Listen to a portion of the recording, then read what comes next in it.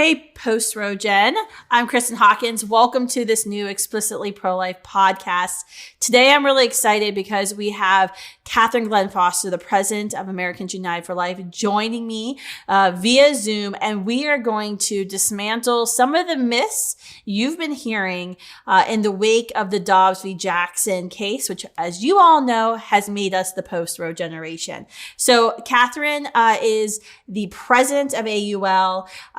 She's the president and CEO. She has a JD, so that means she's a lawyer.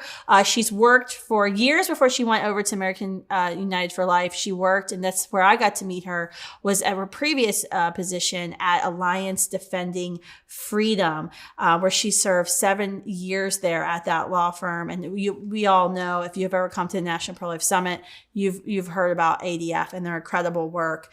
Catherine earned her JD at Georgetown University Law Center, which I'm sure she has many, many stories, being at that such pro-life Catholic school. I see your eye roll there, Catherine. She's also admitted to the bar in Virginia and Washington, D.C., as well as the bar at the U.S. Supreme Court. And she has, I'm not going to read the whole bio because we really need to get into it, but she is credentialed and well-respected in Washington, D.C. In fact, she's the perfect person to have come on to talk about the Roe decision, this Dobbs decision, because she smacks down pro-abortion myths all the time. In fact, she recently did it. You may have seen her. There was a clip online.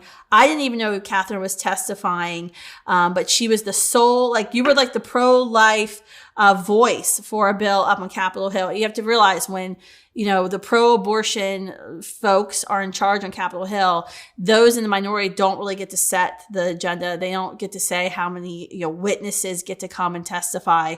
But Catherine was the pro-life voice for a recent hearing on Capitol Hill. And I want you to watch, just real short, the clip that she that she went kind of viral for when she answered and actually questioned a U.S. congressman. Is candidly and openly calling for a nationwide ban on all abortions with no exceptions for rape or incest. And if I've got that wrong, I would invite Ms. Foster to correct me. Do I have it wrong, yes or no? If we added rape and incest exceptions, would you vote for it? Okay, I reclaim my time, of course.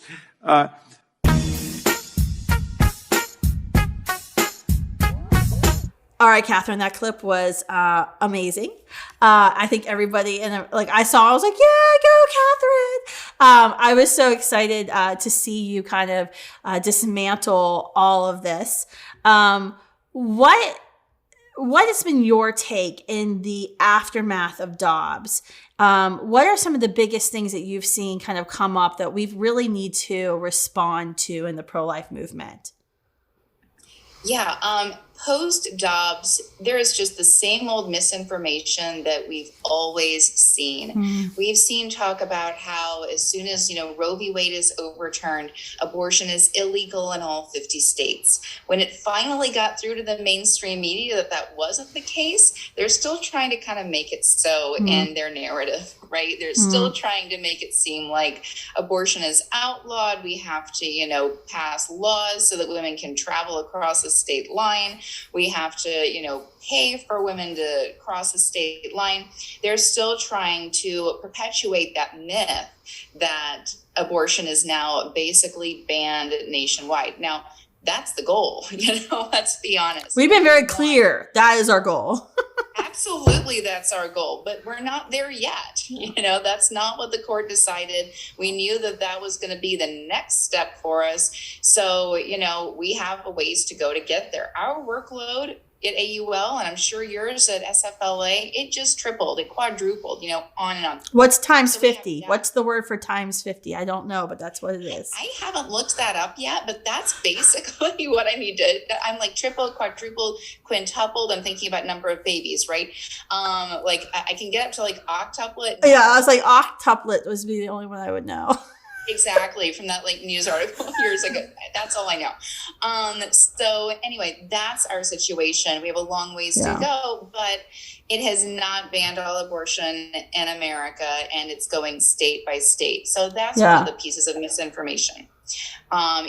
Talk about chemical abortion, talk about ectopic pregnancies and what happens if the mother's life is at risk. All these, pieces of misinformation that are out there. We can get more into any of them you want to get into, but that's just the same old misinformation that we're just trying to counter as we always have, because they want to talk about the hard cases, the percent of a percent, the fraction of a fraction of cases. They want to pass law on that, and they don't seem to understand the truth even about those hard cases. Yeah, I mean, that's why I wanted to start out, today's episode with that clip of you on Capitol Hill, because I mean, when I was on CNN, 2 days after, I mean, they brought up rape immediately. Like every single interview brings up, what about cases of rape? And I just find it so dehumanizing, because we know there's so many in our society who have actually been conceived and raped, who are walking around, have families and are productive members of society, didn't instantly turn into rapists as soon as they came of age. But yeah, we talk about them as they're like these awful people, and that they can't be born because of who their father was, and that there's some gene that's going to make them an awful person. So that means they're not worthy of life. That's why I was so excited to see how you kind of answer that question, because you proved through your answer that they're never genuine about this. They're not genuine about caring for a woman who's survived the horror of sexual assault. All they're looking for to do is to justify their extremist abortion views. And that's what we're seeing now. It doesn't matter what we do. It doesn't matter what exceptions we put in if we wanted to, which we, shouldn't, because you're right. It doesn't help to heap violence upon violence, and both rape, which is, just a horrible tragedy that way too many of us in our society have gone through. But it doesn't help to heap violence upon violence. And it has the same root of violence. Anytime we're dehumanizing people, anytime we're saying that someone is lesser, that someone, doesn't get a voice, it has that same root of disenfranchising people and of just pushing the vulnerable down.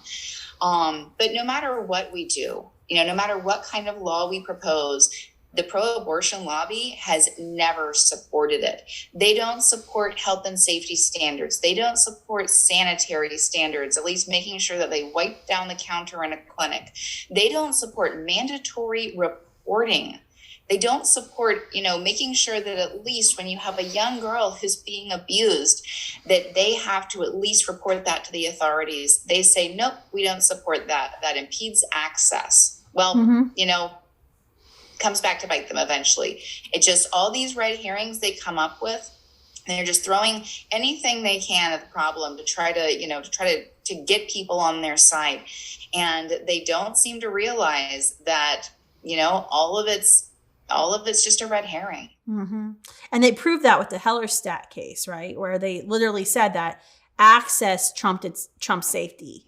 That's why they were fighting and went to the Supreme Court against that Texas law that required, that the abortionists just have admitting privilege at a hospital that was within certain miles. So since you're a lawyer and you've got all this legalese experience, let's break down. I want to break down some of the harder things that we're hearing.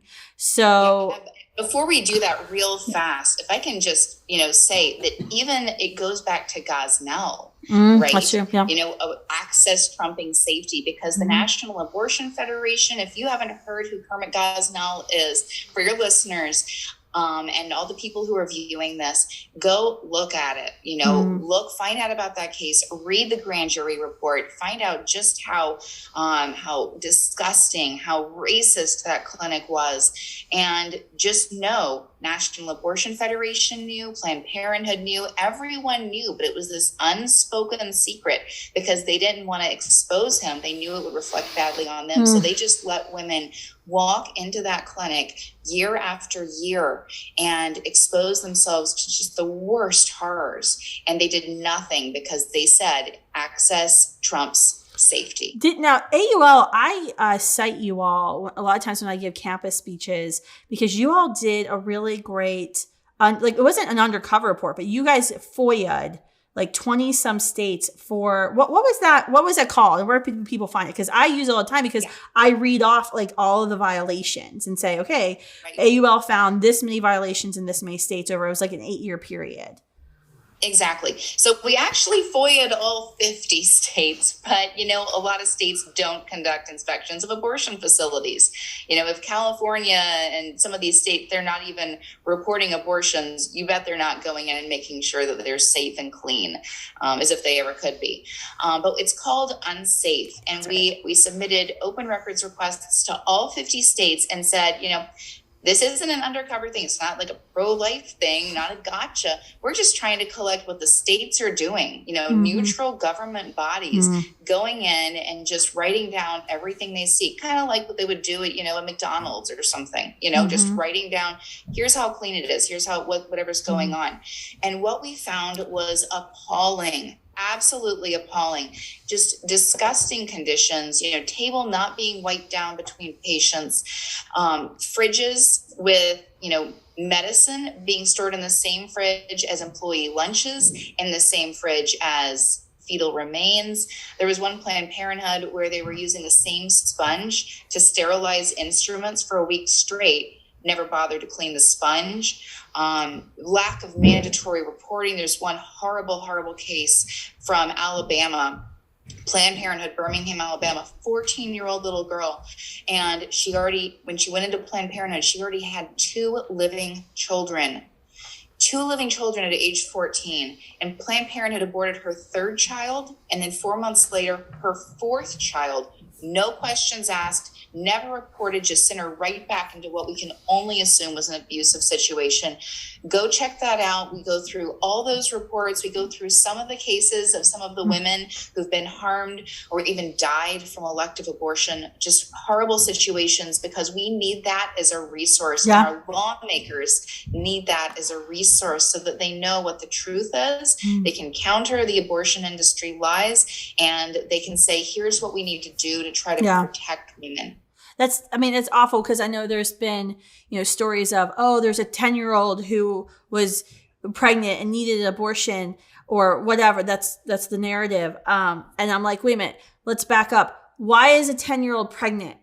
Like, what's going on? Has the rapist been, you know, charged? Like, but we don't ask those questions because as long as we guarantee her right to abort the child, we're good. We're like we're helpful, you know, box checked with helping rape victims or rape survivors because we allowed them to get an abortion. Like it's so messed up. You don't see Planned Parenthood offering counseling. You don't see them offering, you know, even just connection to the authorities to get some kind of justice. They don't get to the root of the problem. No. And the mainstream media doesn't even, they just like allow this narrative to go on. That's what. Yeah, they don't help with parenthood. They don't help with, you know, with adoption hardly. You look at their adoption numbers versus their abortion numbers. Yeah. You know, basically they just hand you a little brochure and they're like, yeah, that's an option too.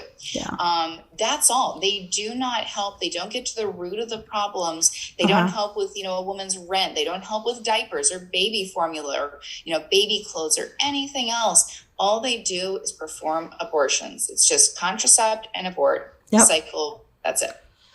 Okay, so I'm going to ask you a hard question now. So since you're a lawyer, I'm going to, you know, we have been hearing, and it was like immediate after the decision came down from President Biden, Nancy Pelosi, that this decision, because Roe was used on, they've based Roe on this like right to privacy, that gay marriage, interracial marriage, a contraception, all of that now is on the chopping block because of this Dobbs decision. Can you help, you know, folks who are tuning in unpack that myth when they hear it, you know, when their friends, pro-choice friends, you know, spout it off and say, you want to ban interracial marriage and you're a big racist because you're pro-life? I'm sorry, I have to stop laughing because these are serious arguments that people make. It's such a false. It really is laughable. I would just ask our president to actually read the decision. If he read the decision, he would understand. I mean, he can only read his note cards when you sit down and who to shake hands with. I mean, that's probably about it. Yeah, that's true though, because, none of them have apparently read the actual decision. If they had, they would see that over and over and over, the opinion says abortion is different than contraception, different than, gay marriage or any other LGBT issue, different than, than interracial marriage, certainly different than anything else. Yes, it's based on sort of the same line of legal theory, this 14th Amendment substantive due process, yes, but it's totally different. And they said that abortion was what perverted that legal theory, because abortion is different because it takes the life of a human being. They said that over and over. Abortion is different because it takes the life of a human being. So that's it. That's all we have to know. None of these other issues that we talk about, none of the other issues that that some of our leadership, our president, and some of the top Democrats have been talking about, none of those take the life of a human being. And the more we just say that, the more we repeat that truth, the more people will start to, pick up on that. Abortion is different. The court made that clear. And just because they, have the same, constitutional amendment that they're, kind of based on, does not mean that any of those other, rights or privileges are on the chopping block. Thank you for that. That was really helpful. All right, I'm gonna ask you another hard question. Sorry. Punishment. What historically, because this is immediately, as soon as this decision came out, every interview after they ask about why don't I care about rape survivors and why do I want them to be punished with a baby, quoting President Obama's language, the next question they ask is, well, are you for punishing women? Should women be in jail? If abortion's murder and ending human life, why wouldn't you be for punishing women? And, some states, we do know there were laws on the books pre-1973 that allow for states to prosecute women. We know that did that happen a lot though? Like, because to my recollection, it did not happen. I mean, it was like twice in like the couple years leading up to Roe. But how do we answer that question with compassion and in a way? I think, some pro-lifers struggle with like, yes, if this is murder, if this is ending life, why wouldn't we punish a woman who seeks an abortion along with the abortionist? Yeah, that's why we need, I think, better high school history courses and, just civics courses so that people understand our governmental system. So across the board, women are not going to be punished for abortion. When we look back at the history and what lawmakers were sorting through in the decades leading up to Roe, they realized a couple of different things. So first of all, they realized that in large part, the woman was a second victim of abortion. When you look at the percentage of abortions, both then and now, still today, that are the result of, pressure or coercion, or abuse, the woman frequently, far from it being her choice, she has very little say or is pressured into that decision, is potentially abandoned, feels like she has no other option. That was my situation when I was 19. I didn't think I had any other option when I walked through the doors of an abortion facility. If I did think I had another option, I wouldn't have been there. So that's step one. The woman is a second victim. And so we don't punish a victim, right? And so, even if, one of those states that had a law on the books, they also had prosecutorial discretion. And so they were able to look at it and say, we're not going to prosecute a woman for this abortion. It would simply be wrong in, I think the vast majority of cases. And so we did not see women being punished for abortion. Second, in fact, it was the abortionists who wanted the woman to be punished for abortion and wanted that to be on the table because they knew that the prosecutors who were trying to prosecute them, the abortionists, that they needed the woman's testimony in order to to be able to prosecute, right? They needed the woman to come into court and say, yes, this is what happened, and be able to testify against the abortionist. And that's not going to happen if the woman is a co-defendant. So it was the abortionist who said, yeah, prosecute the woman, because they knew that that would shelter them. So across the board in our legal system, we have different mitigating factors in different crimes, and we also have different aggravating factors. So, even though a child is a human being and the same as an adult, the same as, a group of people, whatever, a police officer, all human beings, but still, if you are a criminal and you go and kill a child, that's an aggravating factor. If you are a criminal and you go kill a police officer, aggravating factor, even though the police officer is no more human than you or I. But there are circumstances that can mitigate that crime or potential crime. And those circumstances could include, self-defense or abuse or different kinds of situations. So that's what states in the past were able to look at, even though most states said absolutely not, we will not prosecute a woman. Even the ones that, that maybe said it could happen, they still said we're not going to, because it's bad policy.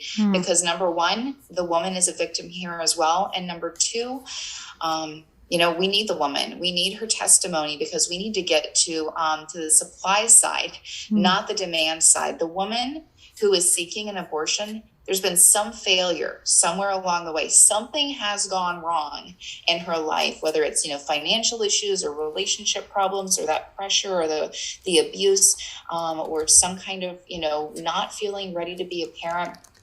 All of those are areas where we as a humane society, we need to be coming alongside that woman and helping that woman, and never, saying, okay, let's just, bring her into court and, talk about what should happen to her. Now, I co-wrote a white paper on this, on what restorative justice should look like in the context of abortion, and how we can rethink all of this. Because even though the woman should not get thrown in jail, the woman shouldn't be fined, none of that kind of thing, but she does often need help. And again, none of these solutions get to the root of the problem. None of them get to how she got in that situation in the first place, whether it's that, 10-year-old little girl, or whether it's, a woman who's in, desperate financial peril. And so, in my white paper, what we do is explain, different options for how we can get down to the root of the problem and really solve these situations from the inside out, helping the woman, helping the partner, helping, anyone else who is involved, parents, siblings, friends, maybe her institution, if there's a school or a place of business involved, Citibank nowadays. And also looking at the abortionist and that staff and everyone who's involved in this process. What can we do to rethink everything and make sure that we're getting in a very humane, compassionate, loving way to the heart of the problem and solving it? That's great. I think that's very helpful for us moving forward in our conversations in this, post-Dobbs era. Because that is definitely something I think every pro-life advocate is going to have to be able to answer that question. Well, how do we stand up and say abortion ends the life of a unique, whole, living human being that's worthy of life, and then at the same time don't punish the woman. And I think we have to be very clear that she is that second victim of the abortion industry, and that our movement seeks to serve her as well as save her preborn child. And that's what we've been doing for like 50 years with, more than 3,000 pregnancy centers and maternity homes. You would think like people like have caught on by now, but they really haven't. They have not. We're the ones who care about women. And it's so clear from pregnancy centers to how we handle ectopic pregnancy versus how the other side is treating ectopic pregnancy risks to. Let me ask you that question. So I'm gonna do a couple of episodes probably on the medical risks, but I was doing an NPR interview, and so they had this audio that was streaming in the middle of my interview of an OB who basically was like, I don't know what to do if women are presenting with life-threatening ectopic pregnancies because now I can't serve them. And is there like anything in the Dobbs ruling that says that women who are going to die, cannot receive life-sustaining and life-saving medical care? At this point, they are just making stuff up. When it comes to ectopic pregnancy, or at any point in the pregnancy, when it comes to life of the mother kinds of situations, all we have to do is define what an abortion is. It's the intentional killing of a human being. And so treatment for ectopic pregnancy is not an abortion. Life of the mother situations, not an abortion. So what you do with an ectopic pregnancy, literally nothing has changed. We're the ones who actually support the exact same care. The same medicines are on the table, the same interventions are on the, do whatever you have to do in that situation. Doctors can do everything they could before. When it comes to life of the mother situations, and the only thing you shouldn't do is go in and intentionally kill the child. But if you have to deliver the child early, because of whatever medical reason, that's not an abortion. You treat the child as another patient. You try to save the child's life. You do everything you can. Tragically, may not always work, but it's not an abortion because you're not going in and killing the child in the womb. Similarly, if the mom needs like radiation or something, if maybe she has cancer, not an abortion. You're treating the mom. You're doing everything that you can to save both mom and child. Not an abortion. And so it blows my mind that we're still, the abortion industry is making us define what they do, thousands of times on a day-to-day basis. And what we were talking about before the show started, is I've been very worried. Because what we saw in Ireland and how the abortion industry used this tragedy that happened, a woman who was pregnant, who received substandard care. I mean, there were a lot of things that went wrong in that case. They used this woman's death as a justification to legalize, abortion in the nation.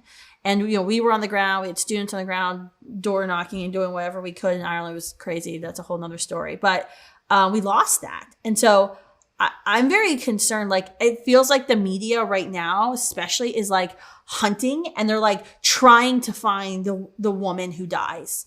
And, they're hoping that it's in a red state that's banned abortion. This woman has died from some high risk pregnancy situation. And then they're going to say, see, look, she's died. This is why we need to justify all the deaths from abortion. Literally, I think they're hunting for her. Without consent. Yeah.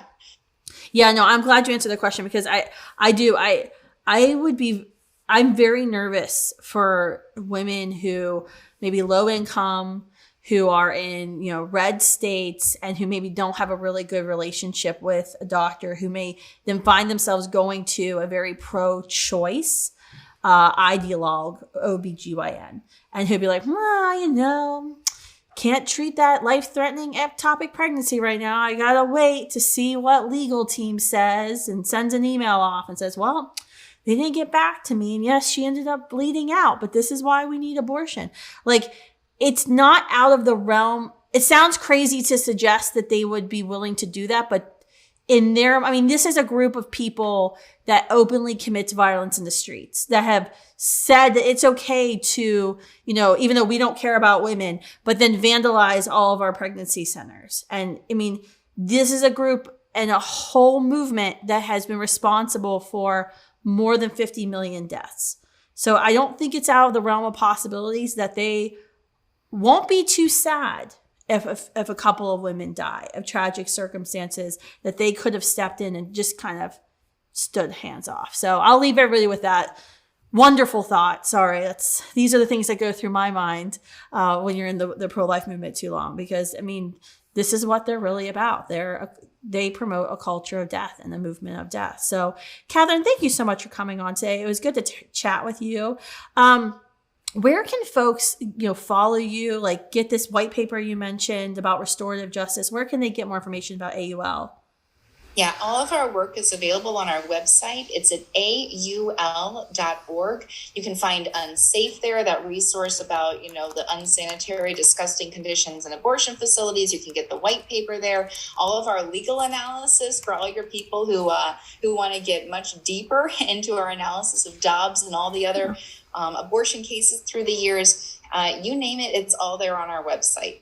Thank you. Yeah, that's awesome. And yeah, I'm so glad you got on, because you were able to kind of give us bite-sized pieces of this 90-page decision and kind of get through the legalese. You're one of my favorite lawyers, because you talk like a normal person too. I'm on a panel in a couple of weeks with a bunch of lawyers, and I'm like already nervous. I'm like, I don't talk like you.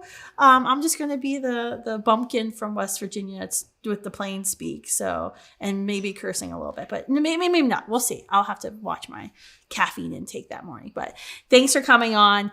Thank you all for joining us today, Explicitly Pro-Life. I really hope this conversation with Catherine was informative to you. Make sure you take that clip that we showed at the beginning of the episode of Catherine just smacking down the pro-abortion hypocrisy. Share that around social media, because I think it is the perfect circumstance where it shows how the abortion industry really doesn't care about women who've survived sexual assault, but they're willing to use a sexual assault to justify 100% of their abortions. And hopefully you can use the rest of this episode to respond to all of the comments coming in on your social media threads, because everybody who pays attention to this podcast, I fully expect that you've already been posting and tweeting and sharing everything that Students for Life and other pro-life organizations are putting out about this new post-Roe era and what our movement must do now as we move state by state to make abortion unthinkable and unavailable. Thanks, guys.